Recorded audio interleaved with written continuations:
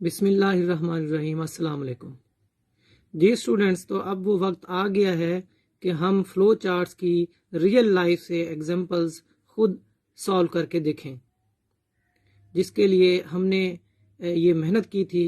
सबसे पहले हमने फ़्लो चार्ट की डेफिनेशन की, उसकी इम्पोर्टेंस के बारे में देखा, उसकी सिंबल्स कौन सी हैं, फ़्लो चार्ट बनाने के लिए ज़रूरियात कौन सी हैं। तो इन सब कामों का जो असल है वो ये है कि हम फ़्लो चार्ट बनाएं। स्टूडेंट्स, फ़्लो चार्ट बनाने से पहले कुछ कंसेप्ट्स हैं जिनका क्लियर करना ज़रूरी है। स्टूडेंट्स, फ्लो चार्ट बनाते हुए एक टर्म का आपको बार बार सामना करना पड़ेगा, इनपुट।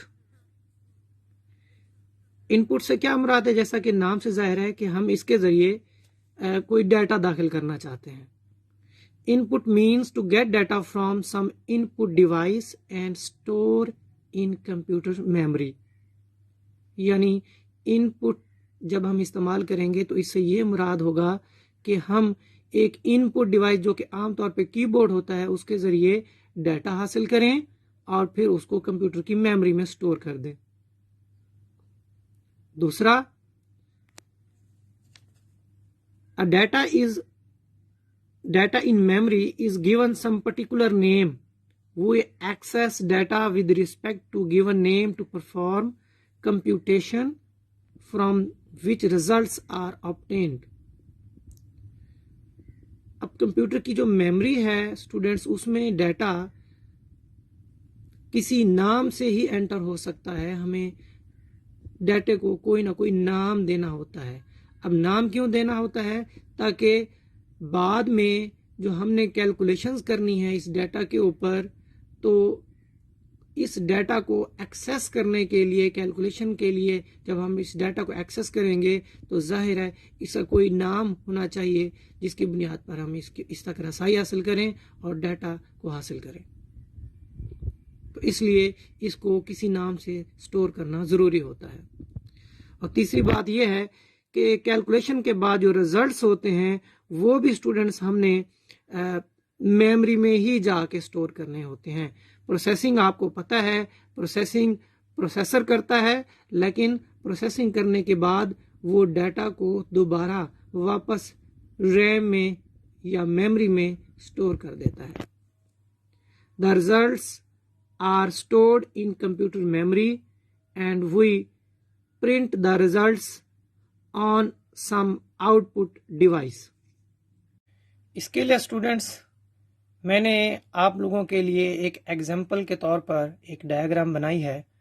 इसमें आप गौर करें कि जब इनपुट की कमांड होती है तो उसके ज़रिए कीबोर्ड से यूज़र डाटा एंटर करता है, वो कंप्यूटर में जाता है और कंप्यूटर की मेमोरी में किस तरह से स्टोर होता है कि कंप्यूटर की जो मेमोरी है, जिसे आमतौर पे रैम कहते हैं, जो कि आर्जी मेमोरी है, वो सेल्स पर मुश्तमिल होती है। याद रखें स्टूडेंट्स कि कंप्यूटर की मेमोरी में डाटा स्टोर करने के लिए लाखों की तादाद में सेल्स होते हैं और इन सेल्स में जो डाटा हम स्टोर करते हैं उन सेल्स को हमें कोई ना कोई, उस डाटा को हमें नाम देना पड़ता है। आप उसका नाम नंबर लिख दें।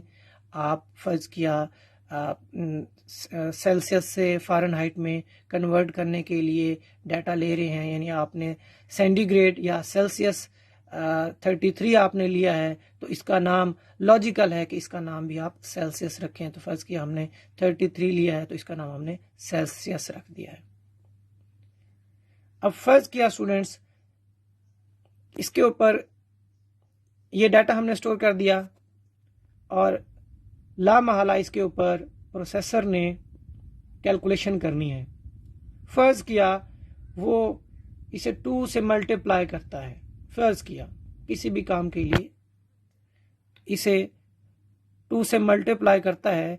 जो अब इसका आंसर है वो प्रोसेसर 2 से मल्टीप्लाई करने के बाद जो इसका आंसर है 66, वो दोबारा से कंप्यूटर की मेमोरी में ही भेज देता है।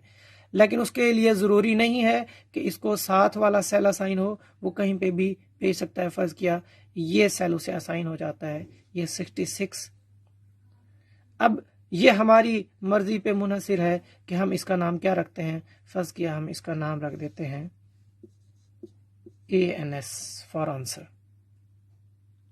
तो इस डायग्राम से दो बातें हमारे सामने आई हैं। एक कि यूजर से जो डाटा जाता है वो पहले मेमोरी में स्टोर होता है और प्रोसेसर जब कैलकुलेट कर लेता है तो कैलकुलेशन का जो आंसर होता है वो भी दोबारा से रैम में स्टोर करता है। जी स्टूडेंट, फर्स्ट एग्जांपल की तरफ बढ़ने से पहले एक बात और समझ लें कि ये जो फ्लो चार्ट हम बना रहे हैं, ये जो हमारा फाइनल सोल्यूशन है वो हम फर्ज किया ये हम कन्वर्ट करना चाह रहे हैं सेल्सियस स्केल को फ़ारेनहाइट में, तो इसका हम बेसिकली सॉफ्टवेयर तैयार करना चाहते हैं। तो उसकी तरफ ये एक कदम है, उसके हल को ये करीब लेके जाता है ये फ्लो चार्ट, ना कि ये बजाते खुद एक हल है। तो आइए फ्लो चार्ट इसका बनाते हैं फ़ारेनहाइट में सेल्सियस से फ़ारेनहाइट में टेम्परेचर को कन्वर्ट करने के लिए। तो सबसे पहला जो पॉइंट है उसमें हमने यूज़र से डाटा इनपुट करना है। ये पॉइंट्स मैंने यहाँ पे बनाए हुए हैं, यहाँ से आप देख लें, ये इनकी नंबरिंग भी आप कर दें। मैं आपको ये जो डायग्राम है फ्लो चार्ट की ये समझा देता हूँ। फर्स्ट तो वो स्टार्ट करने के लिए हम टर्मिनल सिंबल इस्तेमाल करेंगे और उसके बाद जो पहला स्टेप है वो डाटा इनपुट करना है। तो डाटा इनपुट करने के लिए हम सिंबल इस्तेमाल करते हैं पैरेललोग्राम की। आपको याद होगा हमने सिंबल्स और इनके पर्पस जब किए थे। तो डाटा इनपुट करने के लिए ये इनपुट की टर्म इस्तेमाल होती है, इसकी भी वजाहत हो गई है। और उसके बाद डाटा जो यूज़र एंटर करेगा वो रैम में स्टोर हो जाएगा और उसको हमने फर्ज किया या नाम दिया है नंबर का या सेल्सियस का। तो सेल्सियस देख लेते हैं, इसका हमने नंबर दिया है। अब जो इसकी सेल्सियस स्केल की वैल्यू आई है इस सेल में 33 है या 34 है, जो भी टेम्परेचर होगा आज का, तो वो वैल्यू हम इस फार्मूला में दर्ज कर देंगे। तो ये क्योंकि फार्मूला है, तो फार्मूला के लिए प्रोसेसिंग की सिंबल इस्तेमाल होती है और ये एक रेक्टेंगल है। तो सेल्सियस की जो भी वैल्यू है वो मल्टीप्लाई होगी 9 से, जो आंसर आएगा उसको 5 पे डिवाइड करेंगे और इस पूरे आंसर को हम 32 के साथ प्लस कर देंगे। अब स्टूडेंट जो हमारे पास आंसर है वो फ़ारेनहाइट है और वो वैल्यू दोबारा से प्रोसेस होने के बाद प्रोसेसर ने भेज देनी है रैम में। तो रैम के जिस सेल में ये वैल्यू जाएगी उसका भी कोई ना कोई नाम होना चाहिए, तो हमने ये उसका नाम रख दिया है फ़ारेनहाइट। ये बात लॉजिकल है क्योंकि हम फ़ारेनहाइट वैल्यू ले रहे हैं। उसके बाद स्टूडेंट्स अब हमारे पास जो आंसर आया है फ़ारेनहाइट वैल्यू आई है वो रैम में है, लेकिन अभी तक स्क्रीन पर उसे डिस्प्ले करना है। तो स्क्रीन पर डिस्प्ले करने के लिए हम उसे प्रिंट की कमांड देंगे कोडिंग के अंदर, लेकिन क्योंकि ये फ्लो चार्ट है तो फ्लो चार्ट में हम क्या करते हैं, इसके लिए एक सिंबल बनाते हैं। वही इनपुट और आउटपुट के लिए हमने पढ़ा था, सेम सिंबल है क्योंकि, तो वही पैरेललोग्राम की सिंबल आपके सामने है। तो यहाँ पे अलबत्ता हमने एक टर्म इस्तेमाल की है प्रिंट। इससे मुराद होगा कि इसके बाद जो वैल्यू है वो स्क्रीन को भेजी जाएगी और उसके बाद हम उस वेरिएबल का, उस सेल का नाम लिख देते हैं फ़ारेनहाइट जिसमें वो वैल्यू स्टोर है। यानी जब प्रिंट के बाद हम ये फ़ारेनहाइट लिखेंगे तो स्क्रीन पर ये फ़ारेनहाइट लिखा हुआ नहीं आएगा, बल्कि इसकी जो वैल्यू है फ़ारेनहाइट में वो आ जाएगी। और उसके बाद हम फ्लो चार्ट को एंड करने के लिए टर्मिनल सिंबल इस्तेमाल करेंगे। और ये ज़रा गौर करें, टर्मिनल सिंबल स्टार्ट करने के लिए और एंड करने के लिए क्योंकि सेम होती है तो इसलिए इसका कलर भी सेम यूज़ किया गया है। और इसके अलावा इनपुट और आउटपुट के लिए भी सेम सिंबल यूज़ होती है, तो इसलिए इन दोनों का कलर भी सेम यूज़ किया गया है।